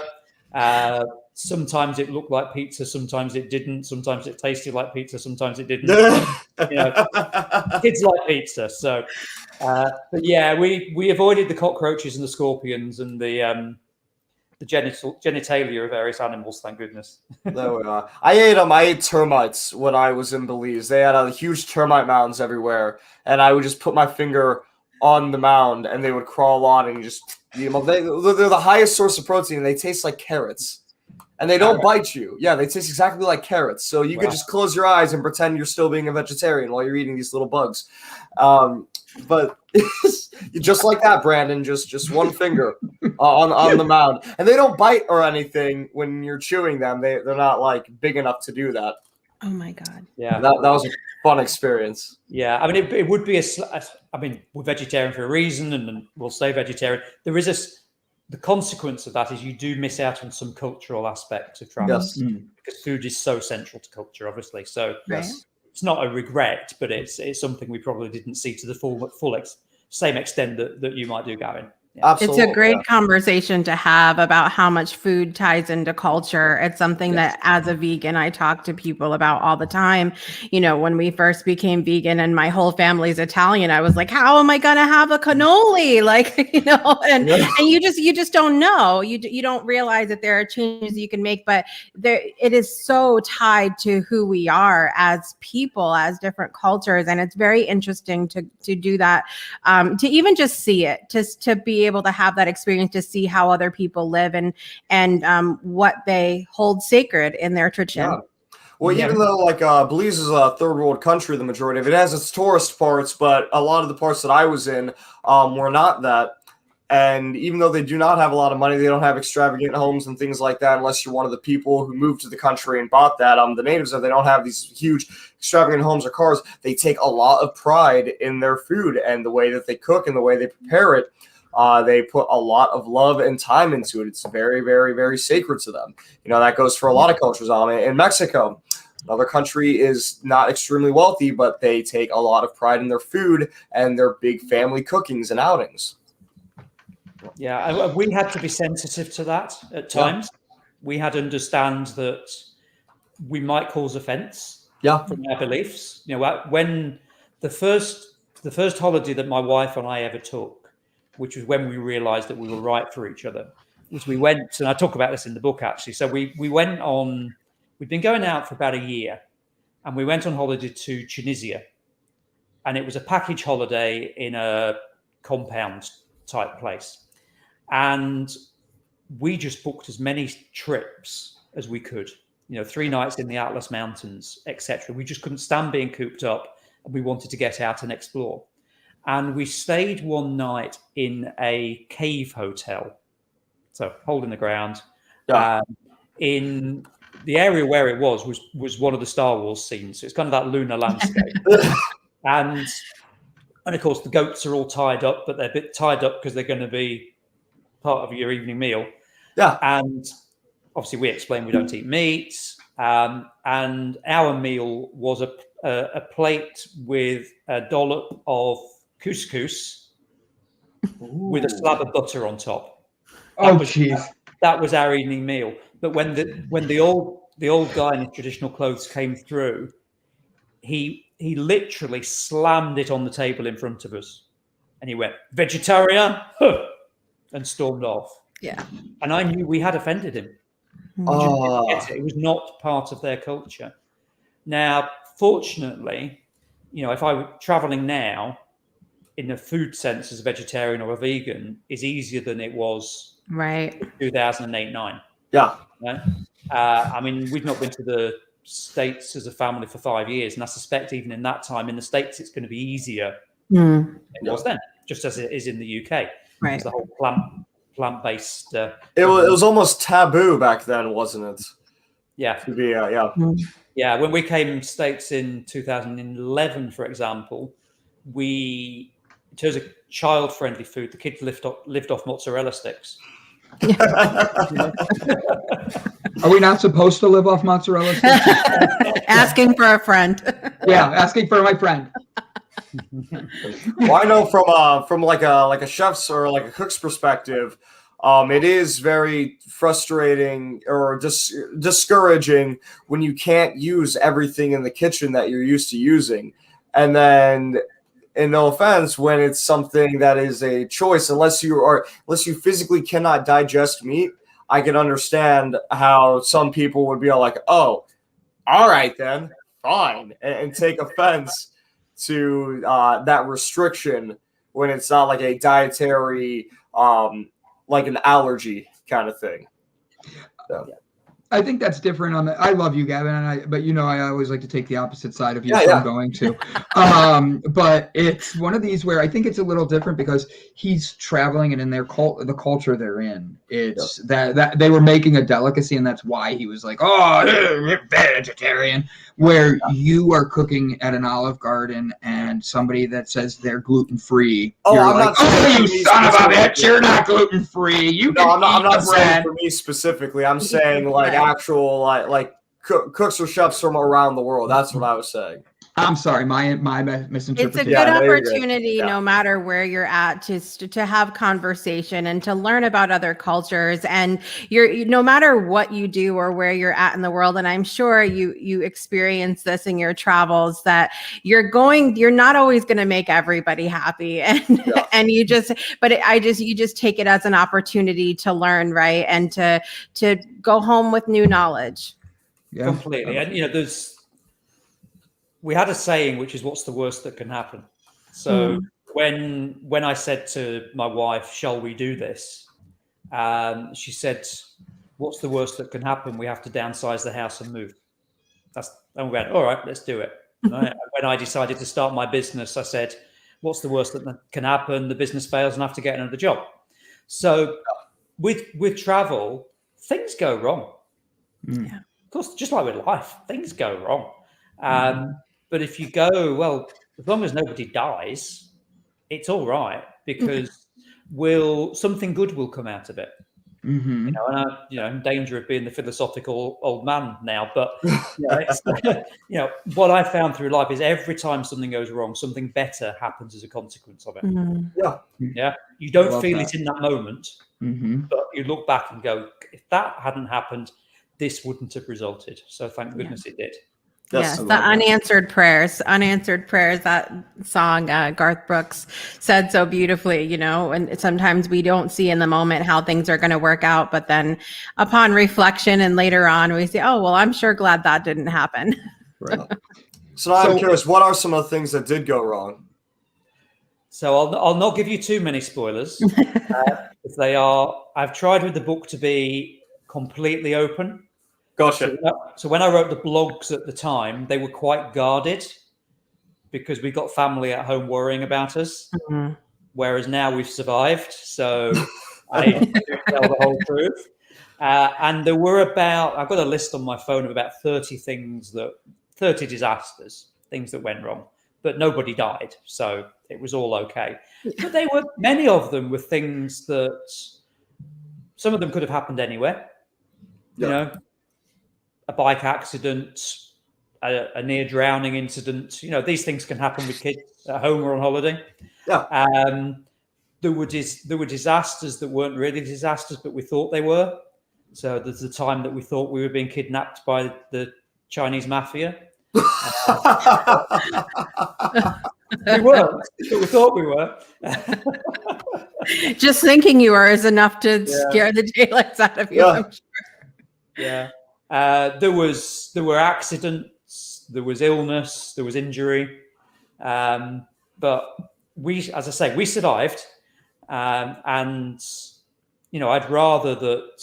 I mean, when we went to see Machu Picchu, for example, you go on what's one of the world's most beautiful scenic rail journeys, and I spent it in the toilet with my face alternately between the bowl and the floor. Oh, right? Food poisoning? Yeah. Well, actually, just bad hygiene. We'd been to a place called Lake Titicaca, which is the world's highest inland navigable lake, and it straddles between Peru and Bolivia.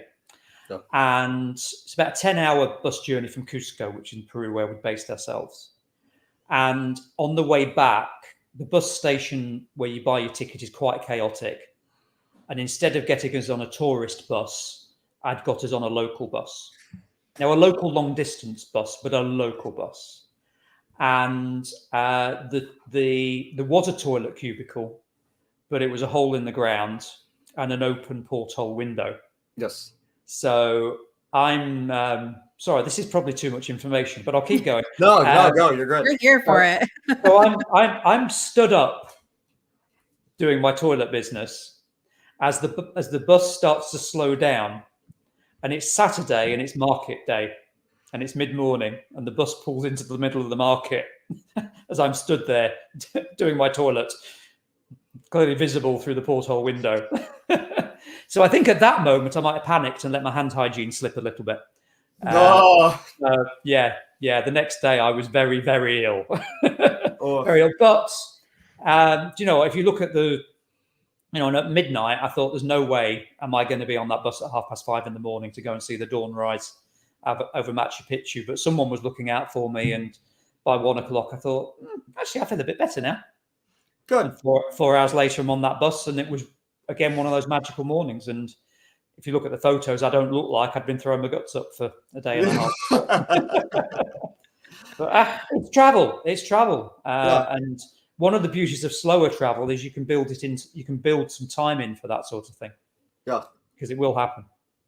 No, definitely. I can't imagine going a whole year without any sort of. I didn't even think about that. So you brought up illness being a factor and a part of it. He's getting sick now and again. Yeah, and then there were planning disasters as well, where I just made a mess of something and flights had been cancelled and I hadn't realised, and all that sort of stuff. But I didn't have any issues like that when I did my trip to Belize, but I have I cannot sleep on planes. I have really bad issues sleeping on planes.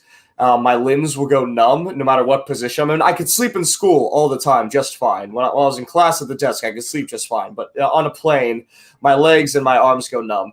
So to fix this issue without having to take any sort of drug or medication, I decided to stay up for the past 48 hours straight. So 2 days prior to my flight, it was like, I want to say it was a 12-hour flight. I was going to stay up completely for 48 hours, so I had no choice but to pass out on the flight. I was so exhausted. And I get on the plane, and I'm like, I can finally go to sleep. And I go down, and everything goes numb after about 5 minutes. And I'm up and completely awake for this entire flight. Everyone around me is sleeping, and I'm there just grumpy. And we get to Belize, and I get out of the plane, and let me know if you had this experience too. You get out for the first time traveling somewhere new, and you think to yourself, there is no way in hell that I'm somewhere else on Earth. We just went in circles the whole time, and they landed me like 50 miles down the road. Like, there's no way that I'm in another continent right now or in another country. That blows my mind. And I get there, and I'm really excited. My adrenaline's pumping now because I've been waiting for like a year and a half for this trip that I'm finally going on. And we get to our first destination, and they're like, all right, if you want, go to the bungalows, take a couple-hour nap. I'm sure you're tired and whatnot from the plane ride. And I think to myself, I am not going to sleep, because if I do, I am not getting up. And we get in there, and all I remember is laying down on those almost concrete hard guest mattresses they had in the bungalows and blacking out, and somebody waking me up later. And I was so exhausted.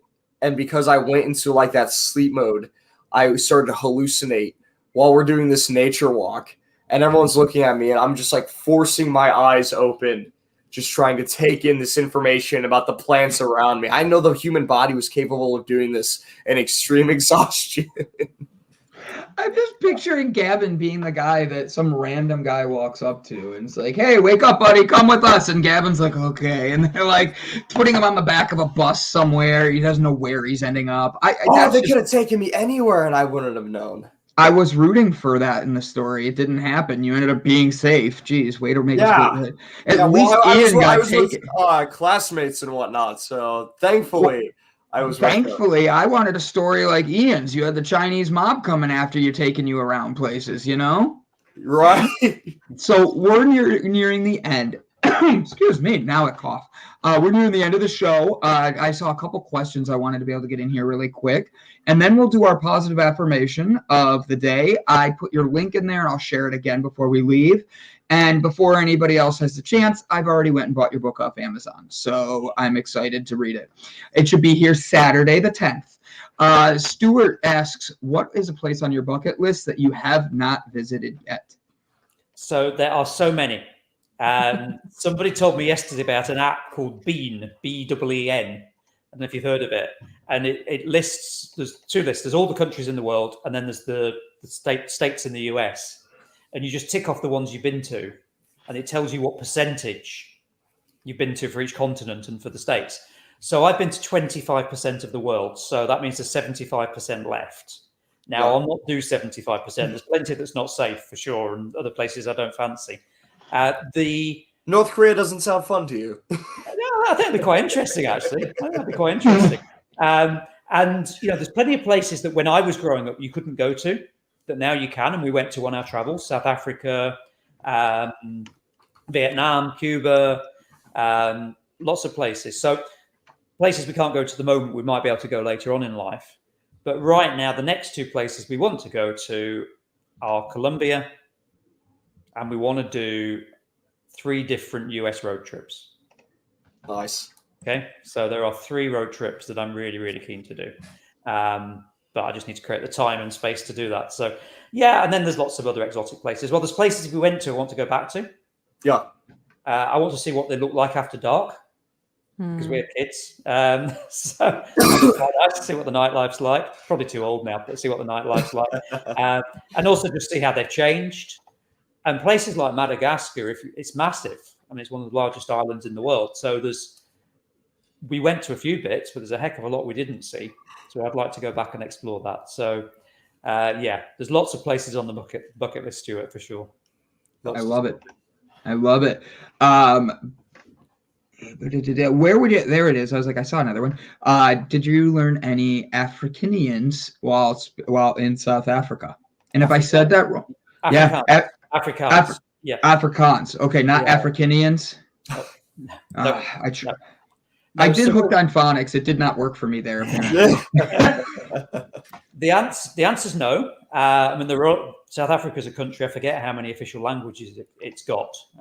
11, 15, I forget. Lots of languages. But no, we didn't. One of the advantages, but also one of the disadvantages of being English, and I guess you guys have the same thing. Yeah. Is it's easy. Most countries, somebody will speak English. Yeah. You know, last Tuesday at my son's wedding, we're watching via Zoom, and it's all happening in Spanish. We can't really hear it very well. And then the registrar said, would Rory's dad like to say a few words? So suddenly I'm making the father of the groom's speech at my son's wedding via Zoom with no preparation. Right? So it's fine. I said a few words and it was all right. And then Hola, ¿cómo estás? Well, no, that's Bien. the point. That's the point. I said it all in English, and it never even crossed my mind until someone asked me the next day that they were all obviously speaking Spanish. I just assumed because you can get away with it. Mm-hmm. So yeah, and I didn't. I used some Spanish from my education, a bit of French, but beyond that, I think could do better would be what my scorecard would say. Could do room for improvement. Yeah. That's funny. So the last thing we do at the end of the show is we give a positive affirmation for everybody to go through their day and help them be able to find the positives and keep moving. We start our days here by Jessica, you're giving me a look. I'm ready to make you go first just for that look. I What saw are it. you talking about? I saw that look down there. There was no look.